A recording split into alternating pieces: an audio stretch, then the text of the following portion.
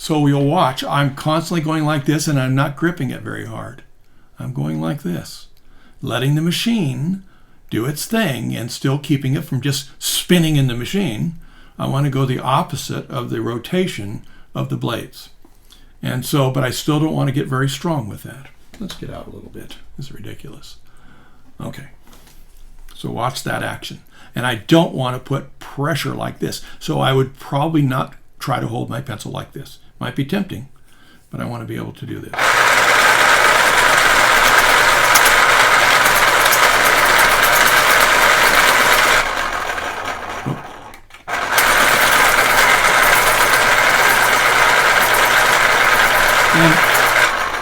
And I want you to know, don't do this at home where you're doing your sharpening over the top of your drawing. Leave that to the professional. No, don't do it. I don't want any professionals to get the idea they can do anything they want.